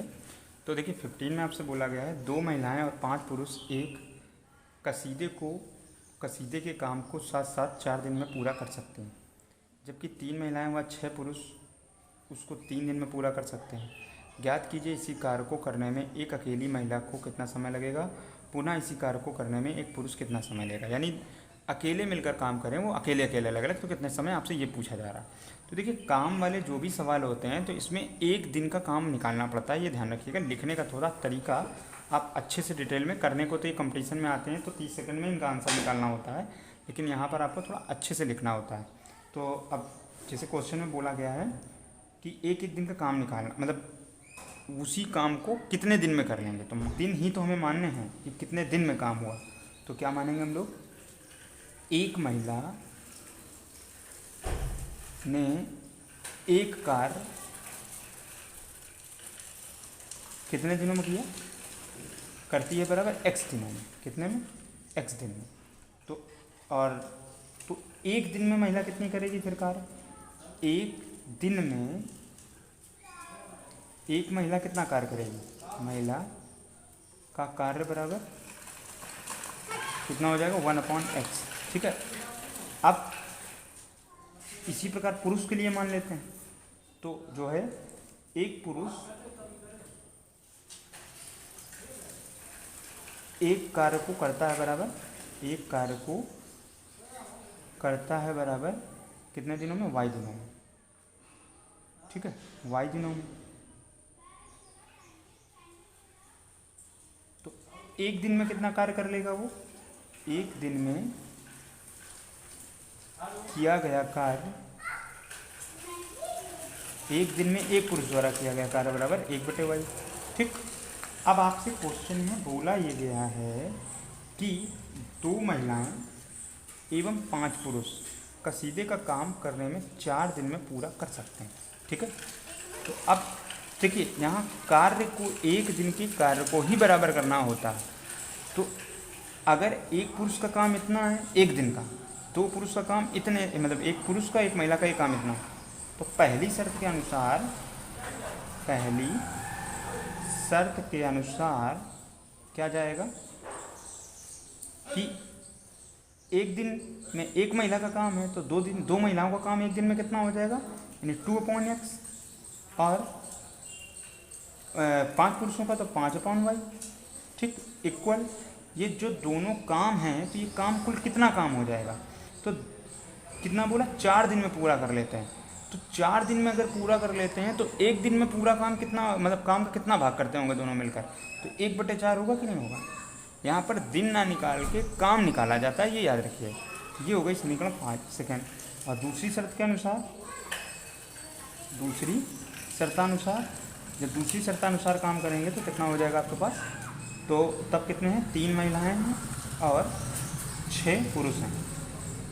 और तब दिन कितने लगते हैं? 3। ये समीकरण 2 हो गए। अब इनको काटने के लिए आपको क्या करना पड़ेगा? इसमें 6 का और इसमें 5 का गुणा कर दीजिए। समीकरण 1 व 2 में क्रमशः 6 व 5 का गुणा करने पर तो जब गुणा कर देंगे तो क्या हो जाएगा? ये 6 और 5 का गुणा करने पर तो ऊपर बन जाएगा आपके पास 6 दूनी 12/x प्लस का 30y बराबर 6/4। और नीचे क्या बन जाएगा? दूसरी समीकरण में जब कितने का करेंगे? 5 का, तो 15/x प्लस का 30/y और इक्वल कितना हो जाएगा? 5 का किया है तो 5/3। सब्ट्रैक्ट करना है तो माइनस माइनस माइनस घटाने पर, ठीक है, इससे आपको फ़ायदा ही होगा कैलकुलेशन में। क्योंकि अगर ये हम वैसे भी कर सकते थे 1/x को a मान ले b मान ले, तो डबल स्टेप का क्यों करें? अब इतनी प्रैक्टिस हो चुकी है आप लोगों को, तो डायरेक्ट कीजिएगा। 12/x माइनस का 15/x, यही लाइन लिखी जाएगी, ये दोनों माइनस में हो जाएंगे, और इक्वल 6/4 और माइनस का 5/3 ये लिखा जाएगा। इसकी एलसीएम सॉल्व हुई x, तो 12 माइनस का 15, इसकी आ जाएगी एलसीएम 12, तो ये कितना हो जाएगा? 3, तो 16 18, और 3 का इसमें डिवाइड किया तो 4 टाइम्स, तो 4 + 20, तो ये कितना हो गया? माइनस का 3/x, और ये कितना हो गया? माइनस का 2/12। तो ये x रेसिप्रोकल कर दीजिए इसको, तो x/ माइनस का 3 इक्वल 12/2 माइनस का, तो ये तो 6 हो गया माइनस का, तो x इक्वल माइनस का 3 इंटू माइनस का 6, तो x इक्वल टू कितना आ गया? प्लस का 18। ठीक है, ये अलग अलग तरीका अपना अपना हो सकता है सबका सॉल्व करने का, ये नहीं कि मैंने जैसे किया आप लोग वैसे ही करें। इसके बाद x का मान समीकरण 1 में रखने पर, तो जब रखेंगे तो क्या बन जाएगा? 2/18 प्लस 5/y इक्वल 1/4, तो ये हो गया, कट गया तो 9 टाइम्स चला गया, वो उधर चला जाएगा, तो 5/y इक्वल 1/4 माइनस 1/9। तो एलसीएम सॉल्व होगी तो ये क्या बन जाएगा? तो नीचे कर देते हैं एलसीएम, तो 4 और 9 आ जाएगा, यानी इनटू में, और 4 कैंसिल, तो 9 माइनस का कितना हो गया?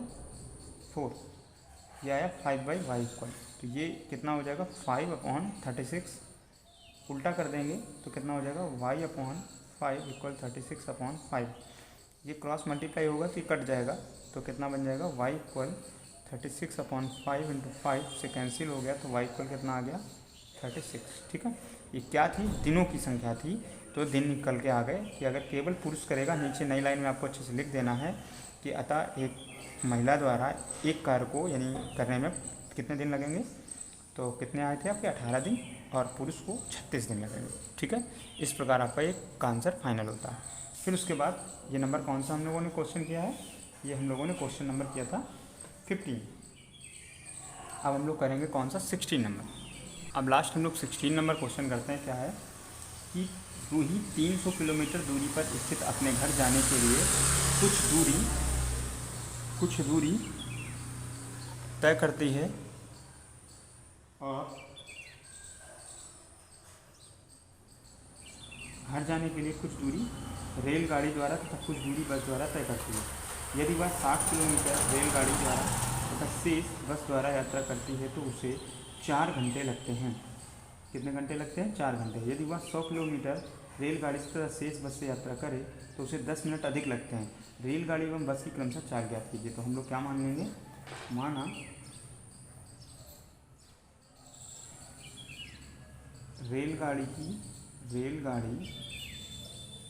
की चाल बराबर यक्स किलोमीटर प्रति घंटा, लेकिन मेन घंटा ही लिखते हैं, और इसकी क्या मान लेंगे, रेलगाड़ी पर बस की वाई किलोमीटर प्रति घंटा। ठीक है, अब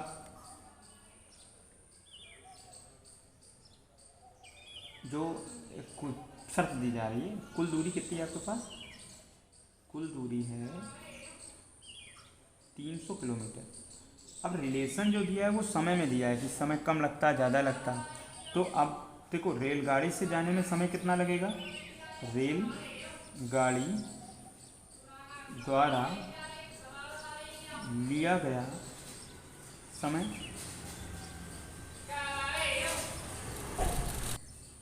कितना हो जाएगा, T1 मान लिया इसको, तो ये हो जाएगा 300 दूरी अपॉन जो है दूरी बटे चाल हो जाएगा समय बराबर, तो यहाँ से आ गया। इसी प्रकार बस द्वारा कितना हो जाएगा, बस द्वारा जो समय लिया जाएगा वो कितना हो जाएगा, T2 मान लिया हम लोगों ने, कितना हो गया 300/y। ठीक, अब आपसे शर्त में क्या कहा गया क्वेश्चन में कि यदि वह 60 किलोमीटर जो दूरी है वो रेलगाड़ी द्वारा तय करता तथा शेष बस द्वारा तय करता तो उसे 4 घंटे लगते। कितने लगते, 4 घंटे। तो अब 60 किलोमीटर बस के द्वारा चला जा रहा है, तो अब इसमें लिखोगे आप क्या, 60 किलोमीटर 60 किलोमीटर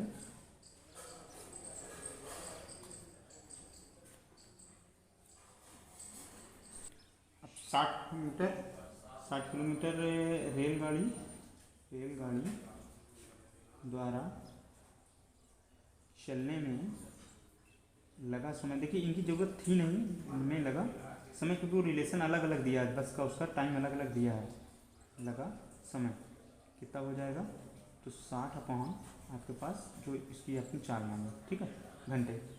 और उसके बाद अब आपको पता है कि बस की फिर कितनी चलेगी, जब टोटल दूरी 300 है तो 240 ही तो चलेगी, तो कितना हो जाएगा, सेम चीज़ यही शेष का मतलब कितना हो गया, 300 माइनस 60 बस द्वारा लिया गया, चलने में लिया गया समय कितना हो जाएगा, ये घट जाएगा तो कितना हो जाएगा 240 में लिख देता हूँ, 240 बटे आपके पास y घंटे। ठीक, और इन दोनों का जोड़ प्रथम शर्त के हिसाब से क्या दिया है, प्रथम शर्तानुसार आपको दे रखा उन्होंने कि दोनों का जोड़ 4 घंटे है, तो 60 बटे x और प्लस 240 बटे y बराबर 4 घंटे। ये हो गया समीकरण 1। उसके बाद जो है फिर दूसरी शर्त ये है कि 100 किलोमीटर अगर रेलगाड़ी चलती है तो फिर कितना, 100 किलोमीटर, या ऐसे लिख देते हैं रेलगाड़ी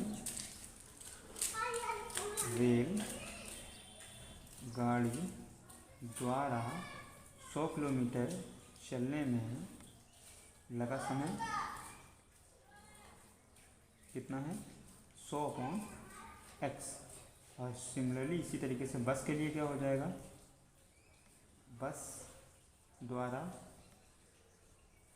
तो 100 और कितना हो जाएगा बस द्वारा शेष, तो यहाँ शेष दूरी का मतलब कितना हो गया, शेष दूरी यानी कि 300 माइनस 100, चलने में लगा समय बराबर कितना हो जाएगा 200 बटे y। तो द्वितीय शर्त के अनुसार क्या हो जाएगा, द्वितीय शर्त अनुसार आपके पास इन दोनों को कितना समय बोला गया है क्वेश्चन में, दोनों से बोला गया 10 मिनट लगते हैं। कितने मिनट लगते हैं, 10 मिनट लगते हैं। तो 1 मिनट 10 मिनट 4 घंटे लगते हैं। यदि 10 किलोमीटर रेलगाड़ी तथा शेष बस से यात्रा करे तो उसे 10 मिनट अधिक लगते हैं। तो 10 मिनट अधिक लगने का मतलब क्या हो गया, वो 4 घंटे तो लगते ही लगते थे, तो अब उसमें और ऐड करना पड़ेगा आपको। तो 100/x ये समय, 200/y, तो कुल समय कितना है, वो 4 तो लगते ही लगते थे, साथ में 10 मिनट और लगे, तो इसको आप 60 से डिवाइड करके इसको घंटे में कन्वर्ट करेंगे। तो कितना हो जाएगा, ये तो हो जाएगा आपके पास 100/x प्लस 200/y, और ये एलसीएम सॉल्व होगी तो 6 चौको 24 और 24 यानी 240, एलसीएम तो 60 आएगा, फिर 240 प्लस 10, तो ये कितना हो जाएगा 250/60। एक जीरो से जीरो कैंसिल हो जाएगा, तो 100/x प्लस 200/y इक्वल कितना हो गया 25/6। ये इक्वेशन सेकेंड हो गया। अब इक्वेशन फर्स्ट और सेकेंड को किसी भी तरीके से आपको बराबर करना है। तो कैसे हम लोग इसको बराबर कर सकते हैं, देखिए, तो क्यों ना हम एक काम करें कि नीचे वाली इक्वेशन में 6 का मल्टीप्लाई करा दें और ऊपर 10 का, ठीक है। तो ये आगे वाले जल्दी हम लोग इक्वल कर लेंगे। तो समीकरण 1 में 1 व 2 में क्रमशः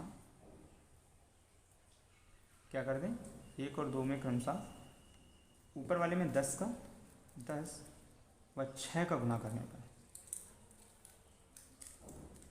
तो जब करेंगे तो क्या बन जाएगा, ऊपर 10 का करेंगे तो ये हो जाएगा 600/x प्लस 00/y इक्वल 40, और नीचे वाले में क्या हो जाएगा, इसमें सेकंड में तो ये हो जाएगा 600/x प्लस का 6 दूनी 1200/y, और ये 6 कैंसिल हो जाएगा तो सिर्फ बचेगा 25।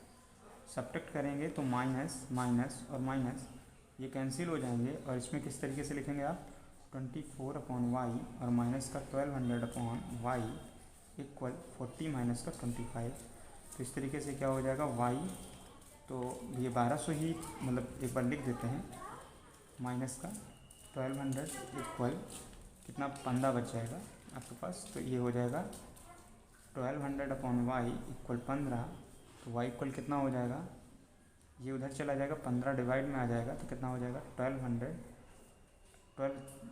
है 1000 में अपॉन 15 काट देंगे तो 15 8 120 और 0 की 1 0, तो y इक्वल कितना आ गया 80, यानी 80 किलोमीटर पर आवर।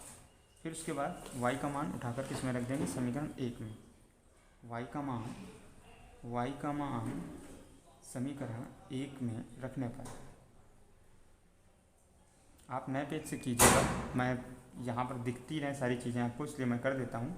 तो ये कितना हो जाएगा, y का मान जब समीकरण 1 में रख देंगे तो समीकरण 1 यानी इक्वेशन फर्स्ट ये है, तो 60/x तो बना ही रहा, प्लस 240/80 इक्वल 4, 0 0 8 तक 24, तो 60/x प्लस 3 इक्वल टू 4, तो कितना बन गया 60/x इक्वल टू 4 माइनस 3 यानी इक्वल 1, तो 60/x इक्वल टू 1 रेसिप्रोकल कर दिया तो कितना हो गया x इक्वल टू आपके पास 60, ठीक है ना, या इसका क्रॉस मल्टीप्लाई कर दिया तो x इक्वल टू कितना आ गया 60 किलोमीटर पर आवर। तो इस तरीके से आपके ये दोनों आंसर कंप्लीट हो गए और आपकी पूरी एक्सरसाइज भी कंप्लीट हो गई, ठीक है। आज साफ सुथरा लिखिएगा, जल्दबाजी में वीडियो बढ़ाना हो इसलिए मैंने ऐसा कर दिया, ठीक।